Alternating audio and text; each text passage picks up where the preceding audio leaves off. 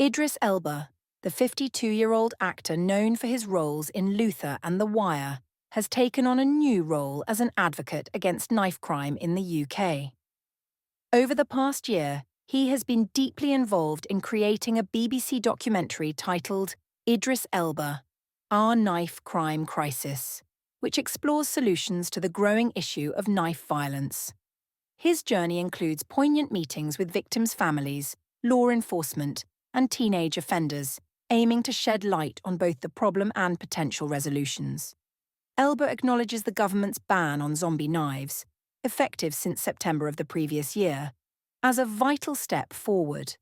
However, he stresses that this alone isn't enough, advocating for broader preventive measures. He suggests that schools should play a more proactive role in early intervention, particularly for students facing disciplinary actions like exclusion, which can push them towards criminal activities. During his documentary, Elba encounters a 17-year-old at Feltham Young Offender Institution who began carrying a knife at 13 due to a childhood marked by violence at home and bullying at school for dandruff. This young man shares how carrying a knife made him feel invincible, yet inevitably led to a violent act that landed him in custody for grievous bodily harm. This narrative underscores the cycle of violence that knife crime can perpetuate. Moreover, Elba discusses the need for innovative approaches to reduce the potential harm from everyday items. He controversially proposes that even kitchen knives could be redesigned to be less lethal, suggesting not all kitchen knives need to have a point on them, but you can still cut your food without the point on your knife, which is an innovative way to look at it.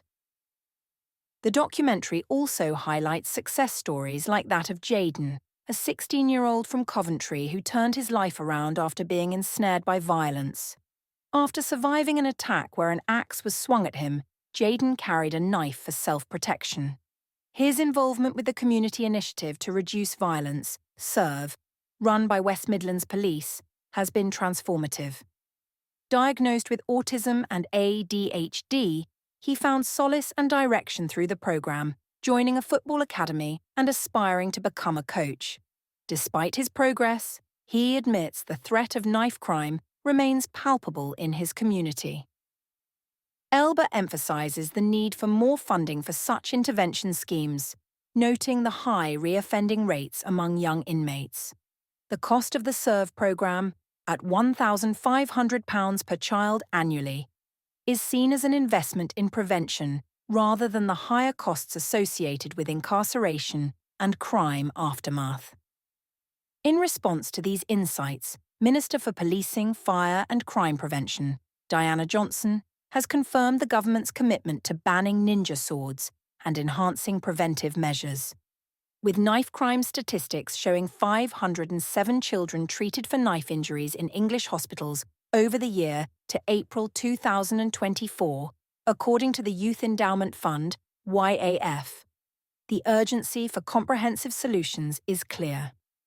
Elba's documentary not only brings personal stories to light, but also calls for a societal and governmental shift towards more effective preventive strategies.